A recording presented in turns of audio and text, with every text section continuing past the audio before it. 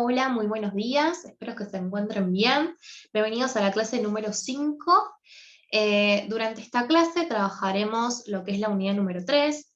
Para poder organizarnos mejor vamos a compartir pantalla para poder mostrar lo que es la hoja de ruta. Bueno, acá está. Bienvenidos a la clase número 5. Primer momento, deben leer la bibliografía correspondiente a la unidad número 3. Son 3 autores que están en el aula virtual.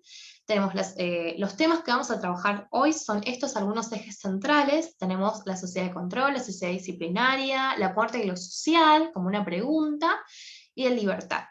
En segundo momento deben de mirar el video de la clase, retomaremos la propuesta que se estableció en Padlet, donde conversaremos acerca de algunas respuestas, y un tercer momento habrá una actividad de cierre con una situación problemática que vamos a tratar de poder, en este caso, analizarla desde los ejes centrales. Bueno, en un principio quiero, en este caso, retomar los saberes previos, o sea, los saberes que se comentaron la clase pasada con la profesora Belén. Tenemos que ella trató de explicarnos la modernidad y la posmodernidad.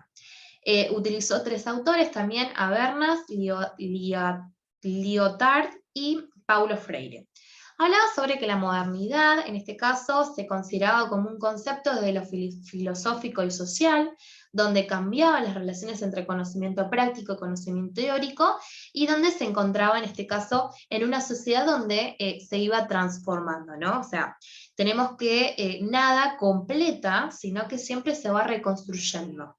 Por otra parte, Lyotard nos habla sobre la posmodernidad, donde se asocia que en esa posmodernidad no hay un discurso legítimo, un discurso válido, sino que hablamos de una diversidad de discursos, donde el saber no es en sí mismo un fin en sí mismo, sino que es producido, vendido y luego regenerado nuevamente.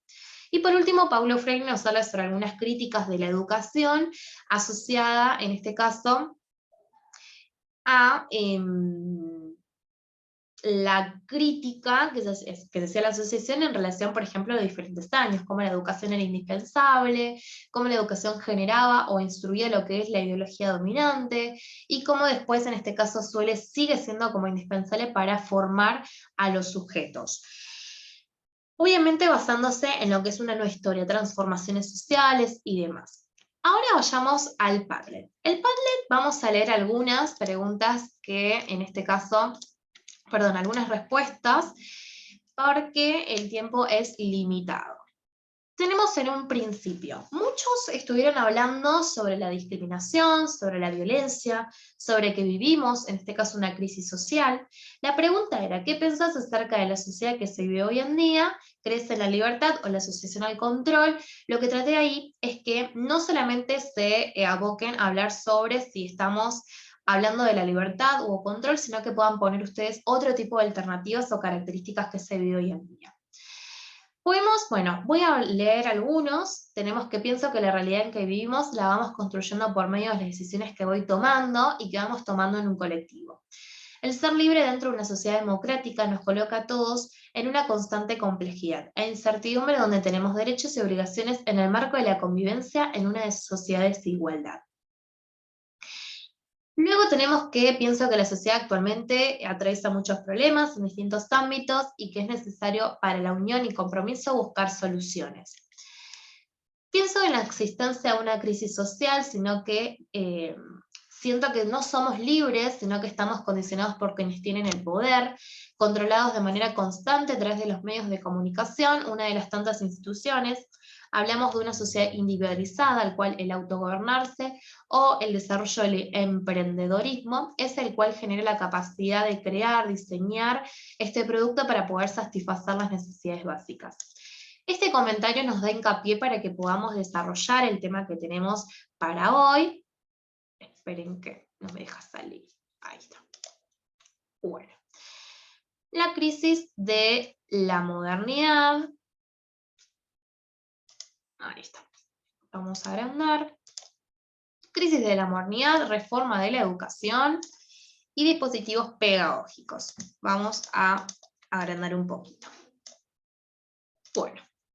En un principio hablamos de la sociedad, como Deleuze en este caso trataba de introducir el concepto de sociedad de control y cómo esta sociedad de control se basaba principalmente en lo que es un control continuo e instantáneo, en lo que es la comunicación también de sus sujetos y las relaciones. Hablamos de un momento donde todo era flexible, todo era instantáneo, líquido, en donde las personas eran sistematizadas y donde el sujeto se fragmentaba, ¿no? O sea, no hablamos de un colectivo, sino que hablamos de un sujeto fragmentado. Foucault también nos habla introduce el concepto de la sociedad disciplinaria, en la cual dice que existe un conjunto de prácticas que generan lo que es el control sobre el sujeto. Hablamos de ese poder y cómo ese poder produce, en este caso, lo que es el control, ¿no? Y cómo en este tiempo también se producía lo que era la verdad, o sea, fundamentaba lo que eran dispositivos pedagógicos que regulaban los hábitos y las rutinas. Tenemos que el poder vuelve a ser representado, en este caso puede ser representado de diferentes interacciones sociales, hablamos de las relaciones de poder, y a partir de qué, o sea, desde qué instituciones se desarrolla el poder, hablamos de la educación, o sea, el colegio, la iglesia, las empresas mismas, el mercado. Tenemos que el sistema es muy importante aquí porque el sistema lo que hace es normalizar al sujeto, es decir, poder generar, en este caso, transmitirle todos esos conocimientos, saberes, rutinas, costumbres para poder acoplarse al sistema. Si no son, en este caso, si no son normalizados, en este caso, dejan de ser funcionales para el sistema. ¿Y cómo es que en el siglo XX se manifiestan esas sociedades de control mediante la tecnología? O sea, cómo esta tecnología genera lo que es un control sobre el sujeto. Hay un cuadro comparativo que luego se lo subo, en este caso a la clase, para que puedan desarrollar y diferenciar entre una sociedad de control y una sociedad disciplinaria. Bueno, cuando veníamos hablando de lo que era la tecnología, hablamos de un poder individualizante. Ese poder individualizante, según Rosé, que nos hablaba sobre lo que es la muerte y lo social, habría que dentro de ese colectivo no solamente tendemos a reconocer eso que existe dentro del colectivo, que es el individuo. Un individuo tiene sus propias características. Tenemos que la sociedad deja de existir porque se encuentra en un momento de fragmentación, de desintegración, producto de los medios de comunicación, la simulación virtual, la emergencia del simulacro. Hablamos de una sociedad percibida como desintegrada, más allá de comunidades culturales, obligaciones, en este caso lealtades y demás. Para analizar a Rosé explica que se debe de involucrar creativamente generando aquellas posibilidades o oportunidades para que los sujetos puedan desarrollar aquellas capacidades para poder generar, en este caso, soluciones, ¿no? O sea, poder desarrollar esas capacidades y forjar el conocimiento en el sujeto. Por otra parte, una de las preguntas que me inquieta, en este caso, ¿quiénes somos en tanto personas para quienes el aprendizaje es de mayor importancia y para quienes el aprender es una manera de posicionarnos y reposicionarnos permanentemente? Debemos tener en cuenta en un principio que el aprendizaje es una clase singular, o sea, una experiencia histórica que va cambiando respecto al contexto histórico-social en el cual nos encontremos. Es un tipo de capital, el aprendizaje permite que nosotros seamos responsables de lo que podemos y de lo que no podemos, de lo que podemos manejar y de lo que no podemos manejar, ¿no? Es empleable. Y este tipo de conocimiento y de saber es un modo de poder. Tenemos que el conocimiento como medio principal de producción y de energía de una sociedad moderna. Tenemos que la sociedad conocimiento-escuela no puede hablarse de las mismas de manera desvinculada, sino que debemos de hablar de vinculación como un proceso orgánico de retroalimentación. Tenemos que ese conocimiento que nosotros vamos a adquirir, no es, en este caso, no se encuentra en una estructura cerrada, sino que hablamos de que ese conocimiento se va retroalimentando de otros tipos de pensamientos, de otro tipo de aprendizaje. Es decir, que lo vamos adquiriendo a lo largo de la vida, es decir, que aquello que se transmite en la escuela es aquello que luego vamos a ir desarrollando a lo largo de nuestras vidas.